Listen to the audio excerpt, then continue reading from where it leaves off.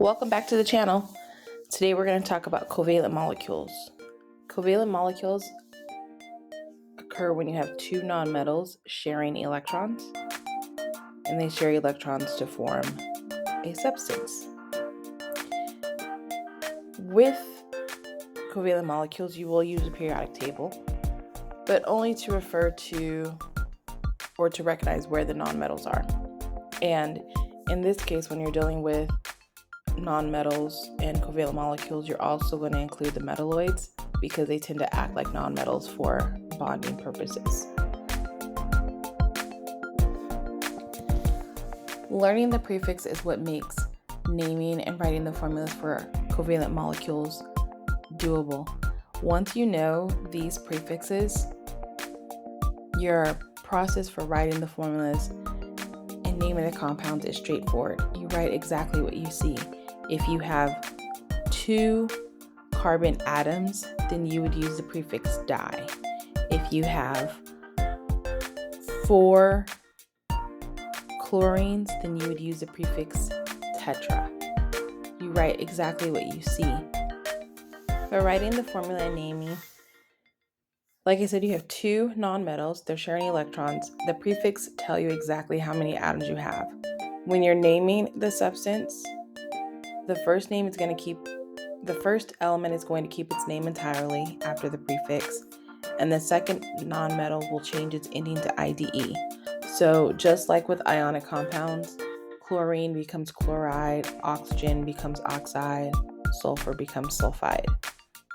And that occurs after the prefix.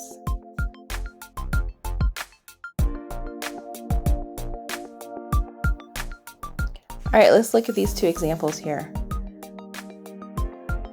You have carbon dioxide and diphosphorus trioxide. Can you write their formula?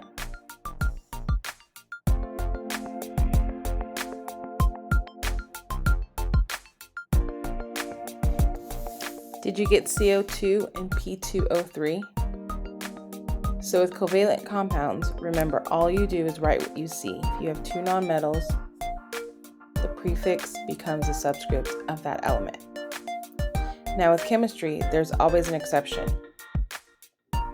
The exception is if you have 1 atom for your first element, you do not use the prefix mono. You only use the prefix mono for your second element.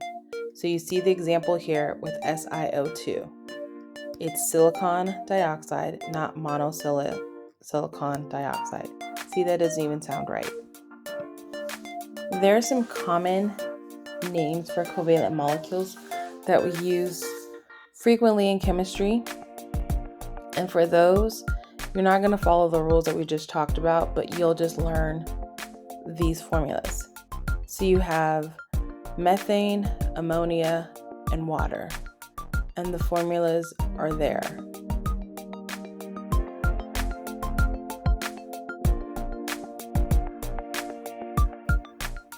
Let's practice writing covalent molecules. We have 4 examples here. See if you can get them correct.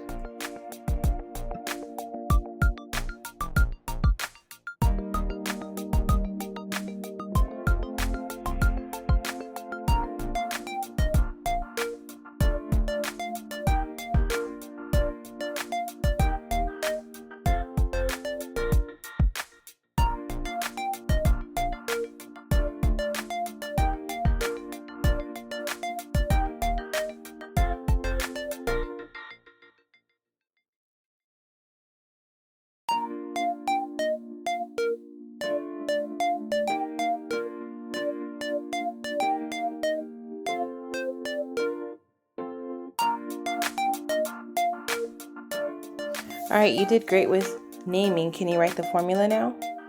Go ahead and give it a try.